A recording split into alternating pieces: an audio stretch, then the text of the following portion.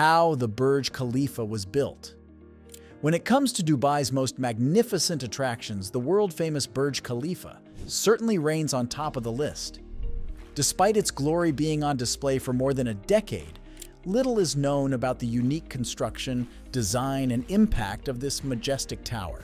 Stay tuned to find out what it really took to build the global icon that is the Burj Khalifa.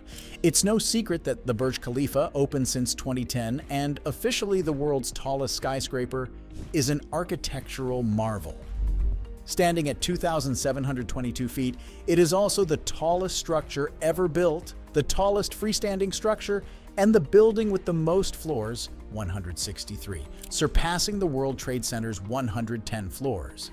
When its exterior structure came to completion in October 2009, the Burj Khalifa, then known as the Burj Dubai, dethroned Taipei 101, a building in China, that stands at 1,667 feet tall. To better context, NYC's Empire State Building barely passes Burj Khalifa's midpoint, and if two Eiffel Towers could be stacked on top of each other, the Burj Khalifa would still tower above. This is also equivalent to almost 6.5 football fields stacked vertically on top of each other. Situated in downtown Dubai in the United Arab Emirates near the Dubai Fountain Boardwalk, the Burj Khalifa boasts several other world records. It features the world's longest travel distance elevators measuring 1,654 feet, as well as the highest vertical concrete pumping for a building, extending to 1,988 feet. The glorious tower also holds the title of the world's tallest structure, including residential space, holds the world's highest New Year display of fireworks, and stages the world's largest light and sound show on a single building. Before we delve deeper into the glitz and glory of this breathtaking building, let's step into its history and take a look at where it all started. It was in the early 2000s that the original designs of the Burj Khalifa were sketched by American architect Adrian Smith and his team at Skidmore, Owings & Amp Merrill, a renowned construction firm headquartered in Chicago, Illinois. They had previously designed the city's popular Willis Tower, which held the title of the world's tallest building for 25 years.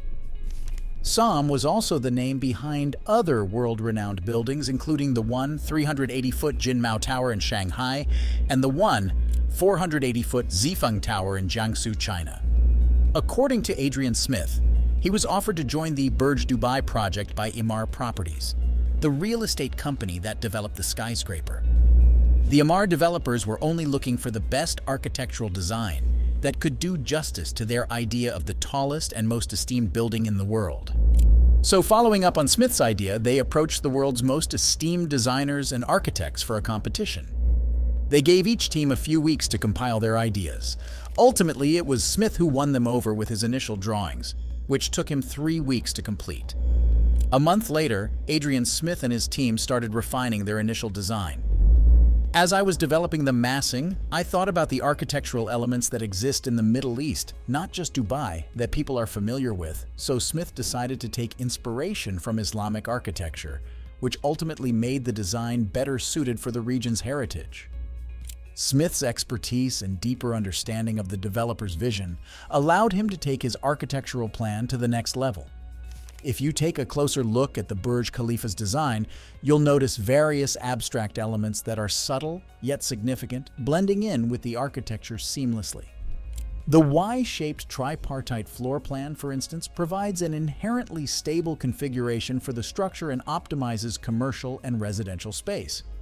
It was inspired by one of Smith's previous designs, the Samsung Tower Palace 3 in Seoul, South Korea.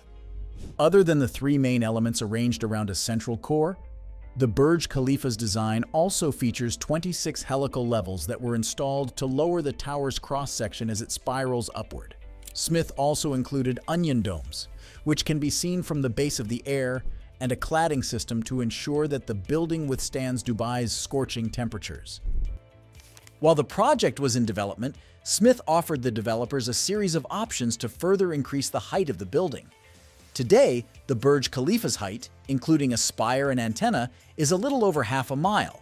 But this wouldn't have been possible if Smith hadn't advocated for adding another 500 feet or so to the original model.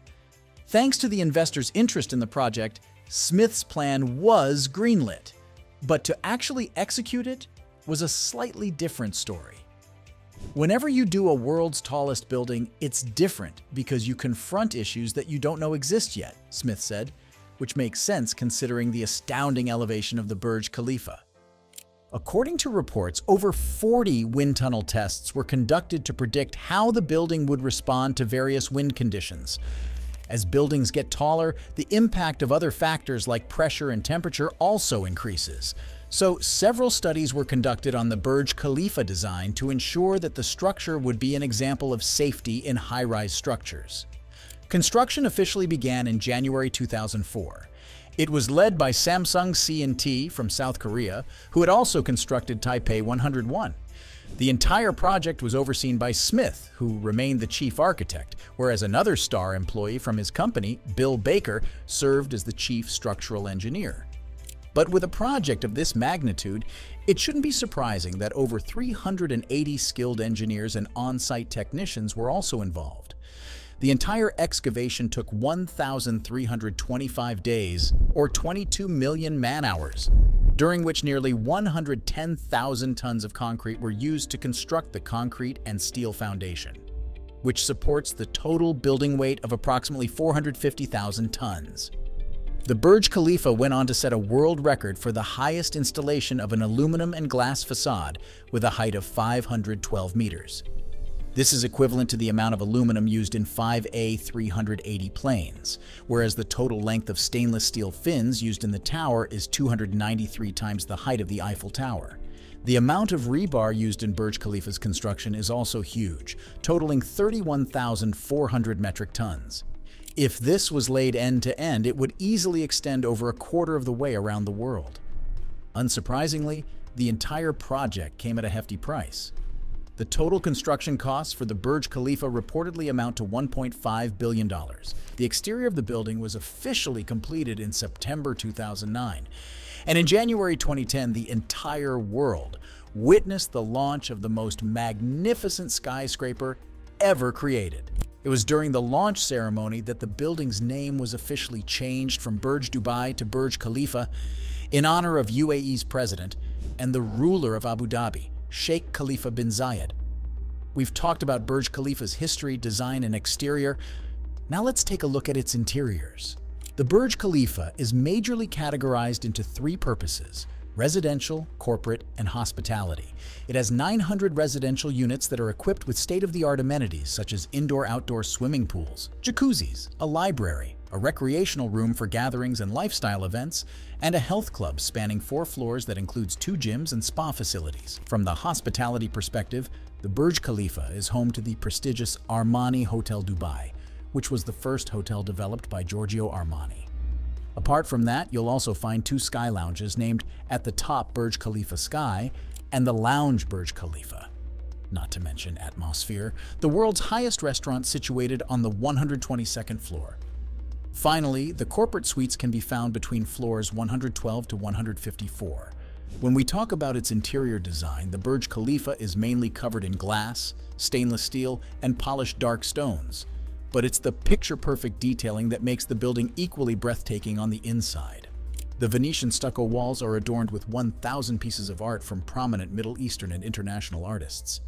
They serve as a tribute to the spirit of global harmony, as well as the local culture. The interiors of the building wouldn't be complete without the silver travertine and stone flooring, which are decorated with handmade rugs and top-of-the-line furniture. Outside the Burj Khalifa, you'll also find the world's largest choreographed fountain, also called the Dubai Fountain, which reportedly cost $217 million. It's illuminated by over 6,000 lights and shoots water up to 500 feet. Visitors also flock to the Burj Khalifa's observation deck, which is situated on the 124th floor and offers an unparalleled view of Dubai at a heart-stopping height. It's an experience like no other.